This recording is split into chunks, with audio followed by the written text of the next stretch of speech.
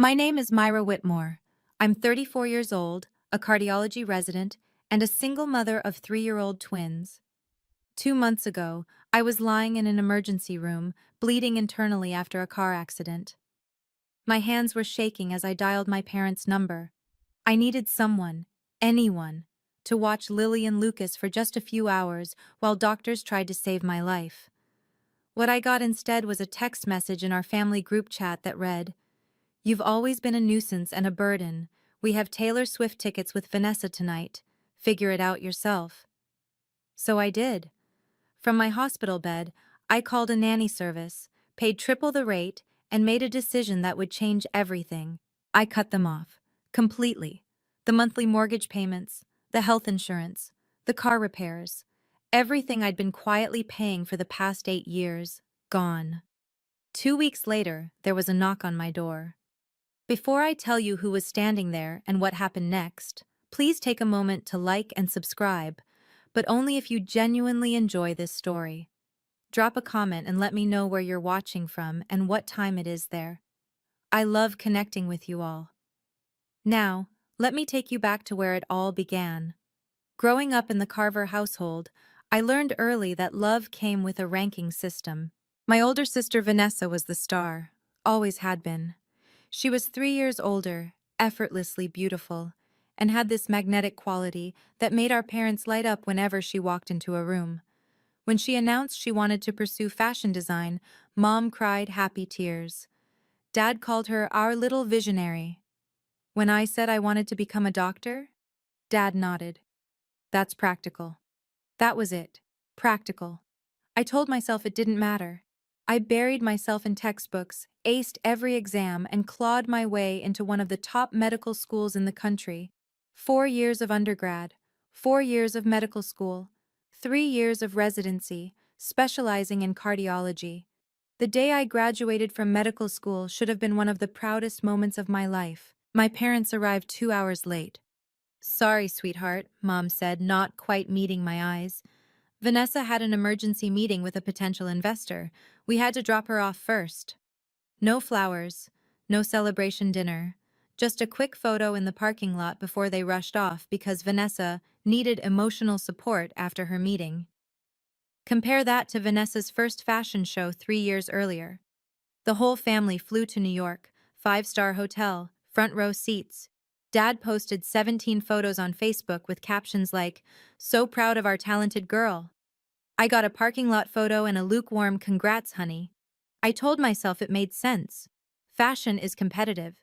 Vanessa needed more support. Medicine is stable. I could handle things on my own. But what I didn't know then was that my parents' favoritism wasn't just emotional. It was financial. And I was the one footing the bill. It started 8 years ago, right after I finished medical school. Dad called me one evening, his voice tight with embarrassment. "Myra, we're in a bit of a bind. The mortgage payment is due, and things are tight this month. Could you help us out? Just this once?" Just this once. I transferred $2,400 that night without hesitation. They were my parents. Of course I would help. But just this once became every month. The mortgage, then their health insurance premiums, $800 monthly, when Dad's company dropped their coverage, then the emergencies, the car repairs, the roof leak, the new furnace. I never said no, not once. When I got pregnant with the twins and their father walked out during my 5th month, I called my parents from the hospital after a scary bleeding episode. I was terrified, alone, desperate for support. "Oh, honey, we wish we could come," Mom said, "but Vanessa is so stressed after her show in Milan. She really needs us right now." They didn't come. Not for the birth. Not for the first month when I was barely sleeping, nursing 2 newborns while studying for my board exams. But the automatic transfers kept going out. 2,400 for the mortgage, 800 for insurance, whatever else they needed. I kept a spreadsheet. I don't know why. Maybe some part of me needed to see it in black and white. The numbers were staggering. 8 years, $320,000. Give or take. I never asked for gratitude. I never expected a parade. but I also never expected to be called a burden by the people I'd been carrying for almost a decade. That reckoning was coming. I just didn't know it yet. The accident happened on a Tuesday evening. I was driving home after a 16-hour shift. My eyes were heavy, but I was alert enough. The light turned green. I pulled into the intersection. I never saw the truck. It ran the red light doing 50. The impact hit my driver's side door. Glass exploded. Metal screamed. The world spun, then went black. I woke up in an ambulance, pain searing through my abdomen. A familiar face hovered above me. Myra? Myra, can you hear me? Can you tell? Marcus Smith, emergency physician at my hospital. We'd worked together for 2 years. Marcus? My voice came out wrong, weak. What's happening? You were in an accident. We're taking you in now. Possible internal bleeding. You're going to need surgery. Surgery. The word hit me like a second collision. My kids. I grabbed his arm. Lily and Lucas. They're with the babysitter. She leaves at 8. Marcus checked his watch. It's 7:15. 45 minutes. I had 45 minutes to find someone to watch my children while doctors cut me open. I fumbled for my phone with shaking hands. Blood smeared across the screen as I pulled up my parents' number. It rang 4 times. Myra? Dad's voice was impatient. We're about to leave. What is it? Dad, I need help. The words tumbled out between gasps of pain. I was in an accident. I'm being taken to the hospital. Surgery. Please, I need you and Mom to watch the twins, just for a few hours. Silence on the line. Then, hold on.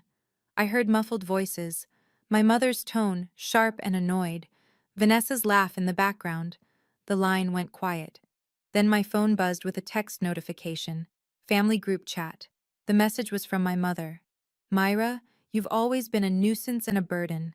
We have Taylor Swift tickets with Vanessa tonight. We've been planning this for months. Figure it out yourself.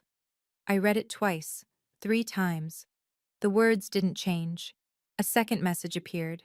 From Dad. You're a doctor. You're used to hospitals. Don't make this into a bigger deal than it needs to be. Then Vanessa. Not words. Just a laughing emoji. That was it. That was all I was worth to them. A laughing emoji while I lay bleeding in an ambulance. Marcus was watching me. I didn't realize he could see my screen until he spoke. Myra. His voice was careful. What did they say? I couldn't answer. Something had cracked open inside me, and it wasn't just the internal bleeding. I need a phone, I whispered. A phone with internet. Mine's dying. He handed me his without question. I Googled emergency nanny services, found one with 24-hour availability, called, explained the situation in clipped professional sentences. Yes, I would pay triple the rate. Yes, I would provide the babysitter's contact for handoff instructions. Yes, I authorized payment immediately. It was done in 4 minutes. Marcus was still watching me when I handed back his phone. He didn't say anything. He didn't have to. Can you screenshot those messages? I asked. From my phone, before it dies. He nodded slowly. Yeah, I can do that. I closed my eyes as the ambulance pulled into the hospital bay. The pain was overwhelming now, but it wasn't coming from my abdomen anymore. From that hospital bed, with an IV in my arm and fear in my heart, I made the easiest decision of my life. The surgery took 4 hours. Ruptured spleen. Internal bleeding. Another few minutes and I might not have made it. I spent 5 days in the hospital. 5 days of IV drips, morphine haze, and nurses checking my vitals every few hours. Not one call from my parents. Not one text. Not one visit. The emergency nanny service was expensive, but worth every penny. They coordinated with my regular sitter, kept Lily and Lucas safe and fed, sent me daily photo updates. Strangers took better care of my situation than my own family. On day 3, I asked the nurse for my laptop. Are you sure you're up for it? She asked. You should be resting. I need to take care of something. My hands were steady as I logged into my banking app. 8 years of automatic transfers stared back at me. Regular as clockwork. $2,400 on the 1st of every month, 800 on the 15th. I canceled them all. Then I opened my phone settings, blocked my father's number, my mother's, Vanessa's. There was no dramatic moment, no tears, no second guessing. It felt like setting down a weight I'd been carrying so long I'd forgotten it was there. Marcus stopped by later that afternoon. He'd checked on me every day, bringing coffee and quiet company. "How are you feeling?" he asked. I looked up at him, and for the first time in years, I told the truth. Better. For the first time in 8 years, I actually feel better. He didn't push for details, he just nodded, like he understood. I knew the fallout was coming. My parents would notice the missing money. They would rage and cry and demand explanations. But I didn't expect what came next. 2 weeks after my surgery, I was finally home, moving slowly, still sore, but alive.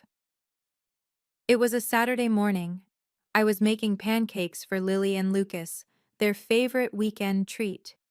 The kitchen smelled like butter and maple syrup. Lucas was trying to stack his toy blocks. Lily was helping by knocking them down. Then came the knock. 3 sharp raps on my front door. I wiped my hands on a dish towel, my heart rate spiking.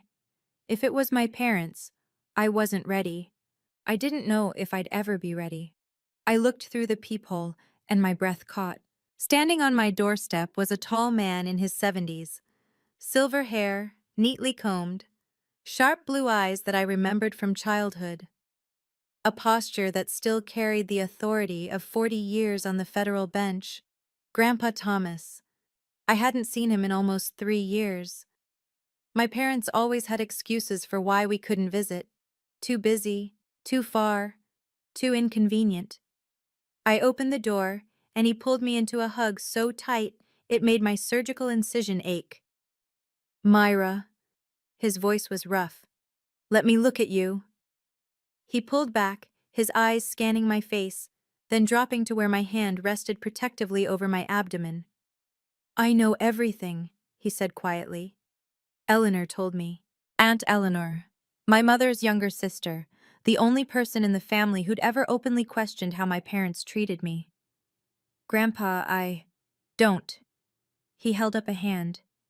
"You don't need to explain anything. But I do need you to come somewhere with me." He reached into his jacket and pulled out an envelope. Cream-colored, elegant, formal. An invitation. "My 70th birthday party, next Saturday. The whole family will be there." His eyes met mine, and I have some things that need to be said. Grandpa Thomas sat at my kitchen table, watching Lily and Lucas with a soft smile. They'd taken to him immediately, showing off their toys, demanding his attention. He gave it freely. "They look just like you did at that age," he said, same stubborn chin. I set down 2 cups of coffee and took the seat across from him. "Grandpa, how did you find out? About the accident? About everything?" "Eleanor called me the night it happened." He wrapped his hands around the mug.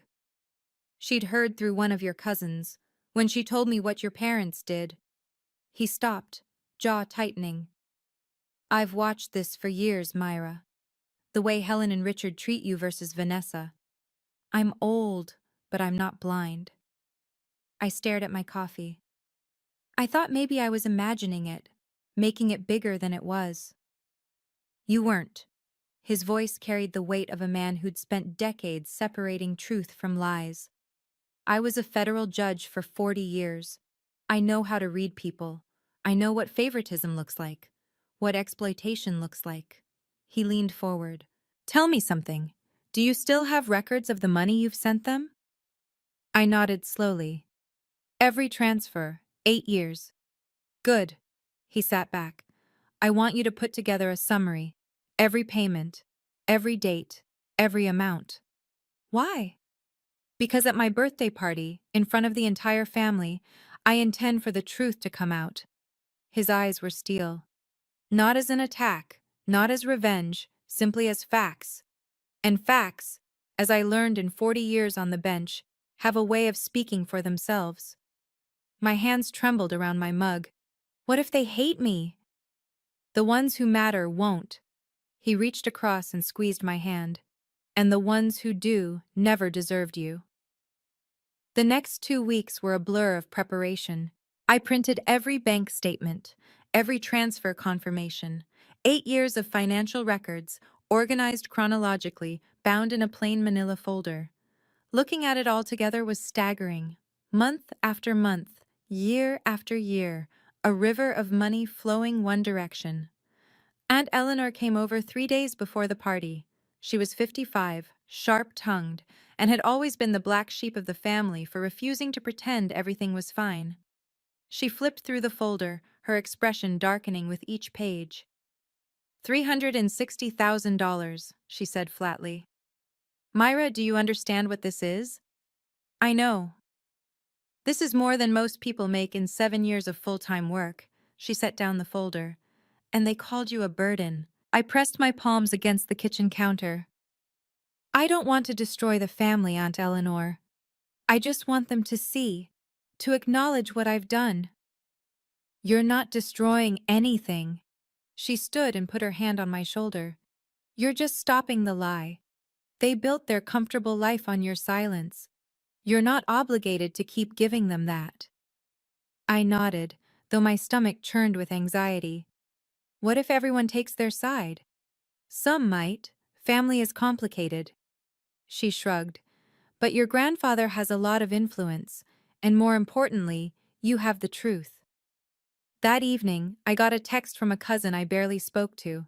Heard you and your parents had a falling out. Vanessa's been telling everyone you've been acting erratic since your accident. Just wanted to give you a heads up. I stared at the message. They were already spinning the narrative, painting me as unstable, preparing their defense before I even arrived. I hadn't wanted a fight, but it seemed they were bringing one anyway. Grandpa Thomas's house was a colonial estate on 3 acres of manicured land. White columns, wraparound porch, the kind of place that whispered old money and quiet authority. I pulled into the circular driveway, my hands tight on the steering wheel. Lily and Lucas were in their car seats, chattering about the big house and the balloons they could see through the windows. More than 40 cars lined the property. The whole family was here. I wore a simple navy dress, professional, understated. I wasn't here to make a scene. I was here to tell the truth. The folder was in my bag. Inside, the party was already in full swing. Waiters circulated with champagne. A string quartet played in the corner. Crystal and silver glinted under the chandelier light. I spotted them immediately. My parents stood near the fireplace. Dad in his best suit, looking distinguished. Mom in a cream-colored dress, laughing at something someone said. They saw me at the same moment. Mom's laugh died. Dad's face went rigid. For a long moment, none of us moved. Then Vanessa appeared.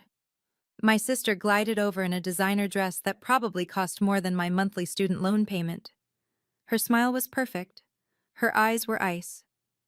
Oh, Myra. She air-kissed my cheek. You made it. We heard about your accident. Nothing too serious, I hope? I met her gaze steadily. A ruptured spleen and internal bleeding. I almost died. Her smile flickered. Mom said it was just a fender bender. Mom wasn't there. I shifted Lucas to my other hip. None of you were. Vanessa's composure cracked for just a second. Then she recovered, patting my arm with false sympathy. Well, you look fine now. That's what matters. She drifted away, but I felt the first rumble of thunder. This was only the beginning.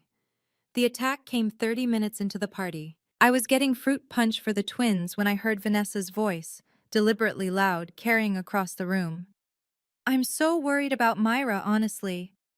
She was talking to a cluster of aunts and cousins near the dessert table. The accident really affected her. She's been saying the strangest things. Cut off all contact with Mom and Dad for no reason. I kept my back turned, but every word landed like a small knife. Mom joined in, dabbing her eyes with a handkerchief. We've tried everything. Calls, texts. She won't respond. I think she's having some kind of breakdown. poor thing, someone murmured. She's always been the sensitive one, Vanessa added. Remember how dramatic she was as a teenager? I think the stress of being a single mom has just been too much. I felt eyes on me, pitying looks, whispered concerns. I said nothing, just handed Lucas his juice cup and smoothed Lily's hair. Aunt Eleanor appeared at my side, her voice low and furious. They've been laying groundwork all week, calling relatives, planting seeds. They know something's coming, and they're trying to discredit you first. I know. Are you okay? I looked across the room at my grandfather.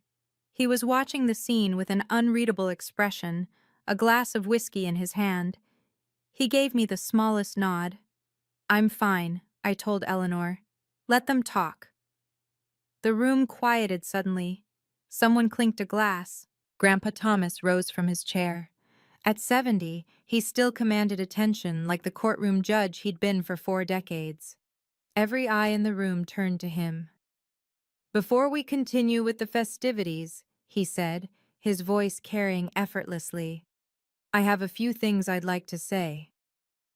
The air changed. This was it. Okay, I need to pause here for a second.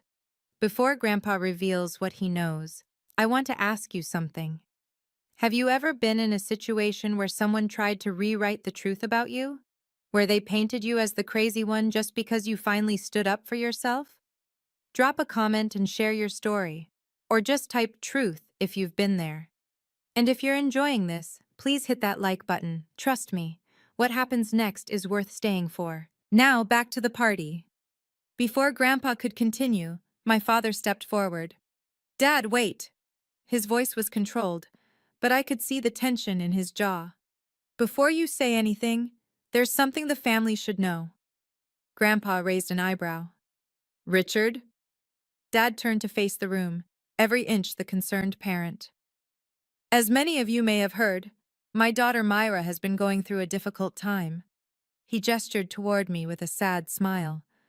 After her accident, she's been confused, distant. She's cut off contact with her mother and me completely. Mom stepped up beside him, still clutching that handkerchief. We've only ever wanted the best for her, she said, her voice trembling. But she's been spreading terrible lies about us, saying we abandoned her, that we don't love her. The room was silent. I felt 40 pairs of eyes boring into me. We've tried to be patient, Dad continued, but it's been heartbreaking.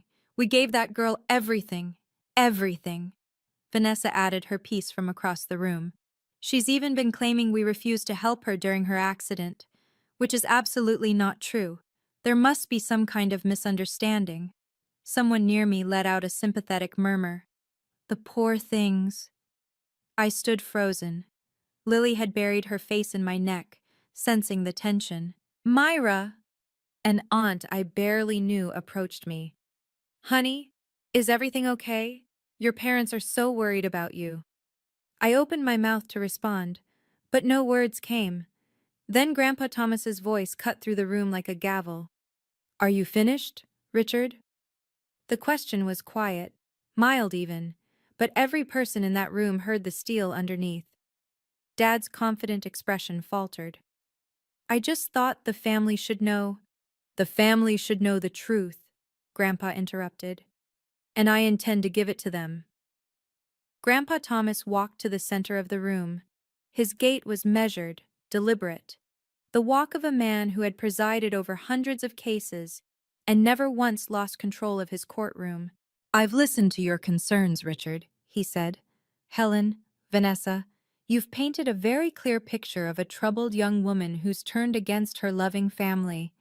He paused, letting the words hang. Now, I'd like to ask some questions. Dad shifted uncomfortably. Dad, I don't think this is the place. This is exactly the place. Grandpa's voice didn't rise, but it hardened. This is family, and families should know the truth about each other. He turned to my father. Richard, a simple question. Who has been paying the mortgage on your house for the past 8 years? The color drained from Dad's face. What? Your mortgage. $2,400 a month. For 8 years. Who's been paying it? We. Dad's eyes darted to Mom. We pay our own mortgage. Do you? Grandpa reached into his jacket pocket and pulled out a folder. My folder. Because I have here a complete record of bank transfers from Myra's account to your mortgage company every month for 96 consecutive months. A murmur rippled through the room. That's a misunderstanding, Mom stammered. Myra offered. We never asked. I'm not suggesting you held a gun to her head, Grandpa said calmly. I'm simply establishing facts. He opened the folder. Let me share some numbers with the family. I think they'll find them illuminating. Across the room, Vanessa had gone pale. Dad's hands were clenched at his sides. Mom looked like she might faint. And I stood there, holding my children, my heart pounding as the truth finally began to surface. 8 years, Grandpa Thomas read from the folder. Let's break it down. The room was utterly silent. Even the string quartet had stopped playing. Mortgage payments, $230,400. He looked up. That's the house Richard and Helen live in, the house they claim they pay for themselves. Someone gasped. Health insurance premiums, $76,800. When Richard's company dropped their coverage, Myra picked up the bill. He flipped a page. Car repairs, home maintenance, emergency expenses, approximately $45,000. Another page. Cash gifts and financial support for Vanessa's fashion ventures, $12,000. He closed the folder. Total, $364,200, give or take. The silence was deafening. Aunt Eleanor stepped forward. For context, everyone, that's more than most people make in 7 years of full-time work. Myra did this while completing her medical residency and raising infant twins, alone. She offered, Mom's voice cracked. We never forced her. No one said you forced her, Grandpa replied. But I am curious. In 8 years of receiving this support, how many times did you say thank you? No answer. How many times did you visit her in the hospital after her twins were born? Still nothing. How many times did you show up for her? My mother started crying. Not the delicate, sympathetic tears from earlier, real ugly sobs. We thought she was fine, Dad said, his voice hollow. She never complained. She always managed. She managed, Grandpa repeated. Because she had to. Because you taught her that her needs didn't matter. An uncle near the back shook his head. Jesus, Richard. $360,000, and you called her a burden? Dad flinched like he'd been struck, but Grandpa wasn't finished. There's one more thing the family should hear, Grandpa said. He pulled out his phone, adjusting his reading glasses. 2 months ago, Myra was in a car accident, a serious one. She was bleeding internally and being rushed to emergency surgery. From the ambulance, she called her parents. Her children were home with a babysitter who was about to leave. She needed someone to watch them for a few hours. He paused, looking directly at my parents. This is the text message she received in response. From Helen. I'll read it exactly. He cleared his throat. Myra, you've always been a nuisance and a burden. We have Taylor Swift tickets with Vanessa tonight. Figure it out yourself. The room erupted. Oh my God, someone breathed. That's not... You're taking it out of context, Vanessa said desperately. There is no context, Aunt Eleanor snapped, that makes abandoning your daughter during a medical emergency acceptable. We didn't know it was serious, Dad shouted. Did you ask? Grandpa's voice cut through the chaos. Did you call her back? Did you come to the hospital? Silence. The answer, for those wondering, is no, no, and no. A woman I recognized as a distant cousin stepped away from my parents, her face twisted with disgust. Several others followed. My mother was sobbing uncontrollably now. I didn't mean it like that. I was frustrated. I didn't think... You didn't think your daughter might die, Grandpa finished, because you never thought about her at all. He turned to face the room. I'm not asking anyone to pass judgment. I'm simply presenting facts. What you do with them is your own choice. He looked at me, finally, his eyes soft. Myra, is there anything you'd like to say? I hadn't planned to speak. I'd come here expecting Grandpa to handle everything, to let the facts speak for themselves while I stood silently in vindication. But looking around the room, at my crying mother, my shell-shocked father, my sister's crumbling facade, I realized I had something to say after all. I handed Lucas to Aunt Eleanor and stepped forward. I didn't come here for revenge. My voice was steadier than I expected. I came here because Grandpa invited me, and because for 34 years, I've been living with a version of my family that wasn't real. A version where I was the strong one, the reliable one, the one who didn't need anything. I looked at my parents. I believed you. When you said Vanessa needed more support because her industry was harder, when you said I could handle things on my own, I believed you, and I tried to be what you needed me to be. A tear slid down my cheek, but I didn't wipe it away. But that night in the ambulance, bleeding and terrified, I finally understood. I wasn't strong to you. I was convenient. I wasn't reliable. I was exploitable. And no matter how much I gave, it would never be enough to make you see me the way you see her. Several family members had moved closer to me. An aunt touched my arm.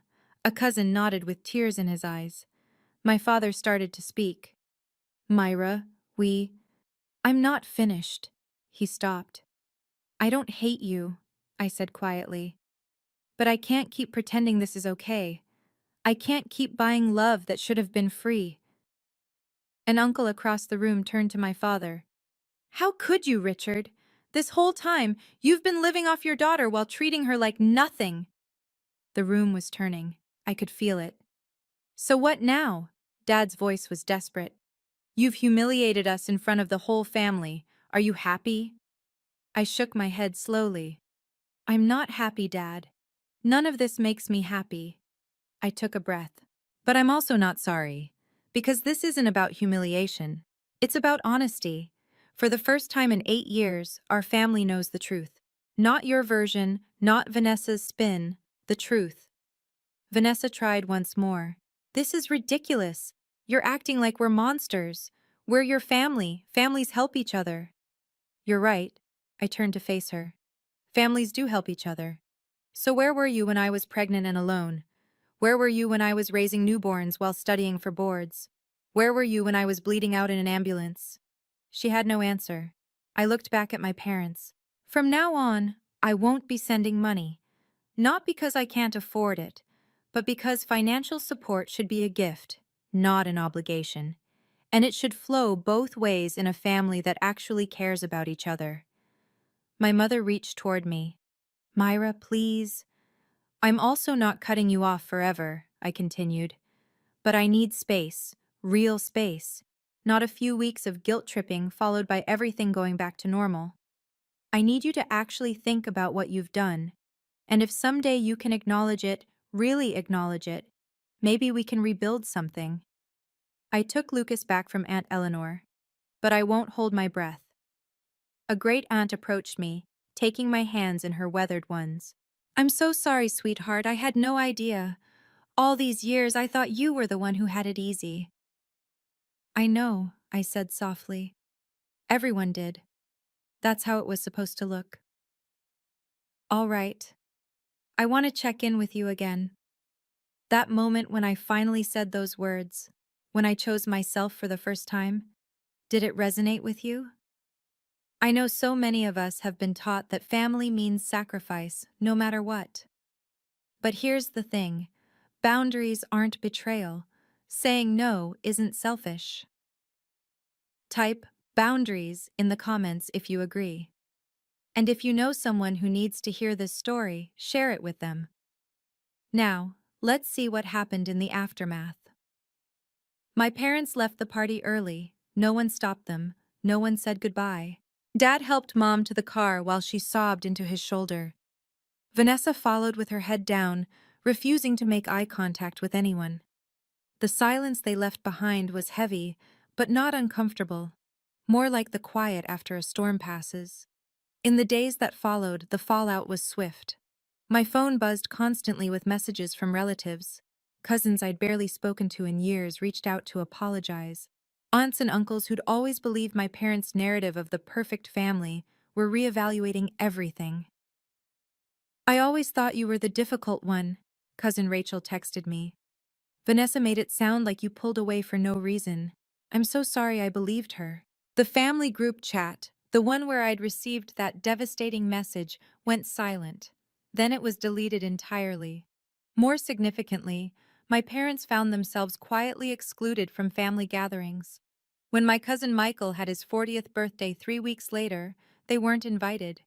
When Aunt Eleanor hosted Easter brunch, their names weren't on the list. No one made a formal announcement. No one declared sides. They simply stopped being welcome. My mother called me from a new number 2 weeks after the party. I let it go to voicemail. Myra, please, we need to talk. This has all been blown out of proportion. Your father is devastated. I'm devastated. Can't we just move past this? I listened to it once, then I deleted it. Forgiveness wasn't a reset button. I knew that now. It was a release, for me, not for them. And I wasn't ready to release anything yet. But the financial consequences? Those were just beginning. 3 months after the party, I got a call from Aunt Eleanor. They're selling the house. I set down my coffee cup. What? Your parents. They put the house on the market last week. Word is they couldn't keep up with the mortgage payments. I should have felt something. Satisfaction. Vindication. Maybe even guilt. Instead, I just felt tired. Where will they go? Your Uncle Frank is letting them stay in his guest house temporarily. Eleanor paused. He made it very clear it's conditional. They need to get jobs, real jobs, not just waiting for someone else to bail them out. Jobs. My parents hadn't worked full-time in years. Dad took early retirement at 55. Mom had never worked outside the home. They'd been living off my money, and they hadn't even realized how dependent they'd become. What about Vanessa? Can't she help? Eleanor laughed. It wasn't kind. Vanessa's been drowning since her divorce. Word got out about the party. Someone in the family knows someone in fashion. She lost a major design contract. Last I heard, she's waitressing part-time. I stared out my kitchen window at Lily and Lucas playing in the backyard. I don't want them to suffer, I said quietly. I know you don't, sweetheart. That's because you're a good person. Eleanor's voice softened. But they didn't suffer for 8 years because you were supporting them. They didn't grow. They didn't learn. You stopping wasn't cruel. It was necessary. She was right. I knew she was right. That evening, I sat down with my new budget. The $3,200 I used to send my parents every month now went into a college fund for the twins. They'd never worry about student loans. They'd never carry someone else's burden the way I had. That felt like justice enough. The call came on a Tuesday night, 6 months after Grandpa's party. I was putting the twins to bed when my phone lit up with an unknown number. Normally, I'd ignore it, but something made me answer. Myra? Vanessa's voice was different, smaller. The polished confidence that had always defined her was gone. Vanessa. Please don't hang up. She took a shaky breath. I know I don't deserve your time, but I need to say something. I sat down on the edge of my bed. I'm listening. I'm sorry. The words came out cracked. I'm so sorry. For everything. For the way I treated you. For the things I said. For laughing at that text message when you were... Her voice broke. When you were dying, I laughed. What kind of person does that? I waited. I didn't know, she continued. About the money, not all of it. I knew Mom and Dad were struggling, but I thought they were managing. I didn't realize it was you. For 8 years, Myra. How did I not know? Did you ever ask? Silence. No, she whispered.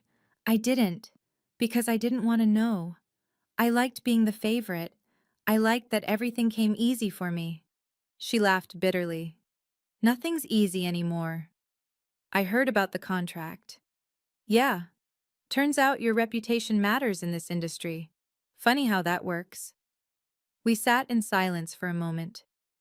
I'm not asking for money, she finally said, or forgiveness. I just wanted you to know that I see it now. What I was, what Mom and Dad did. I see all of it. I took a deep breath. Then start from there. Stand on your own feet. Be better. Yeah. Her voice was thick with tears. I'm trying. Good. I hung up.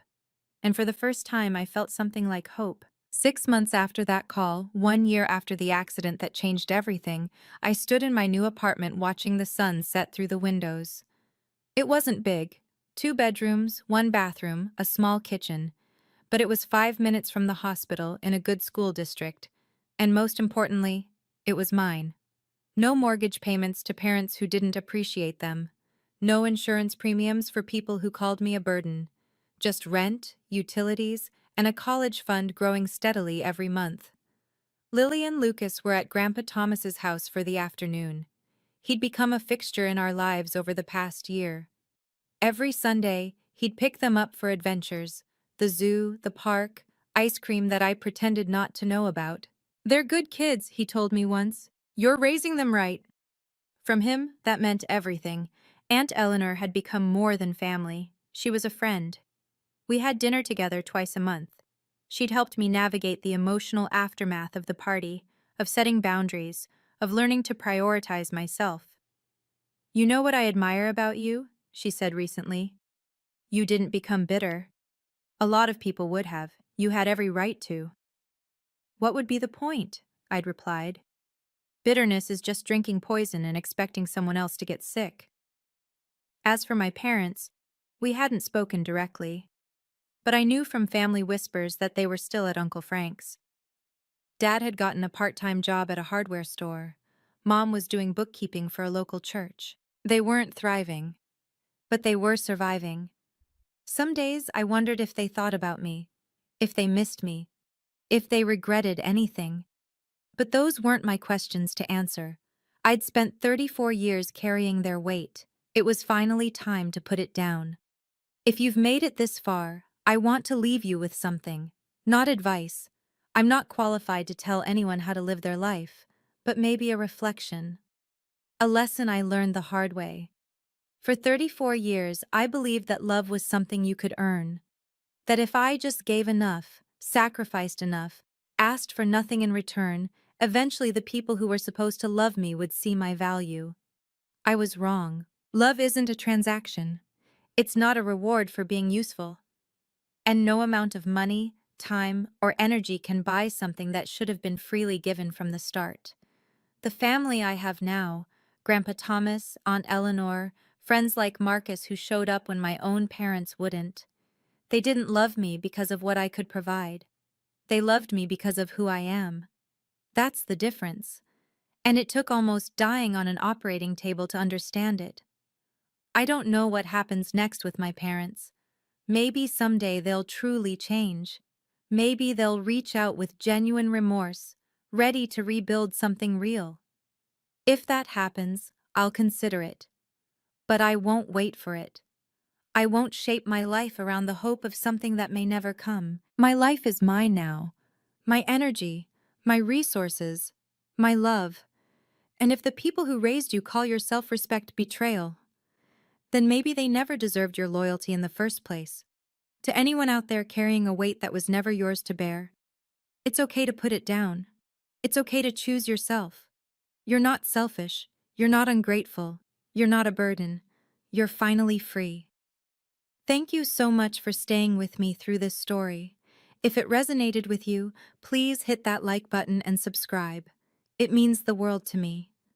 I want to hear from you. Have you ever had to draw a boundary with family?